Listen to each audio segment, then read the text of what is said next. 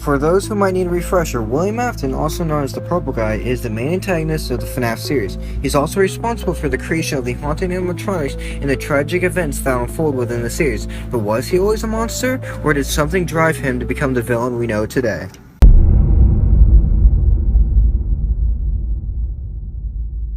To understand this, we need to go back to the beginning.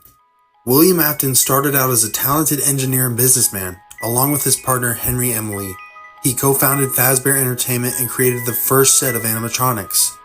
These animatronics were initially intended to bring joy and entertainment to children, not to cause harm.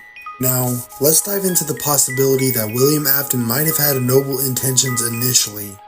What if he genuinely wanted to create a place of joy and happiness, but was driven to madness by external factors? One possible turning point in Afton's life could be the loss of his own children. In the FNAF lore, Afton's children play a significant role. His son becomes the victim of the infamous Spite of 83, and his daughter, Elizabeth, falls victim to the circus baby animatronic. These tragic events might have shattered Afton's psyche, pushing him toward a darker path. Imagine being a father who loses his children to the very creations he built to bring joy.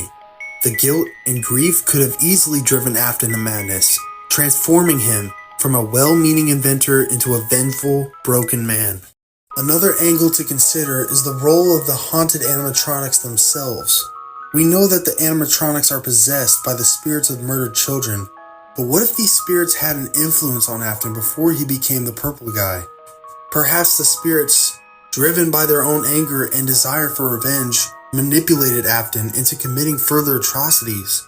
This idea adds a layer of complexity to Afton's character. He might not have been inherently evil, but was instead a pawn in a larger, more sinister game. The spirits of the children could have sought revenge against him, driving him to insanity and leading him down the path of darkness. Afton's descent into madness could be viewed through the lens of a psychological breakdown. The combination of personal loss, guilt, and possibly supernatural influence could have eroded his sanity over time. The pressures of running a business, dealing with the loss of children, and the fear of his creations turning against him might have been too much for him to bear. Psychological trauma can significantly alter a person's behavior or moral compass. Afton's transformation into the Purple Guy could be a tragic tale of a man who was driven into the brink of sanity by circumstances beyond his control. There's also a possibility that Afton's descent into evil was gradual, influenced by a series of events that pushed him further and further. Each tragic incident, each failure to protect his loved ones, and each encounter with the supernatural could have chipped away at his humanity, turning him into the villain we see in the games. In this scenario, Afton's evil actions are the result of a slow, painful transformation rather than inherent malevolence. He started with good intentions, but was slowly corrupted by the tragedies and horrors that unfolded around him.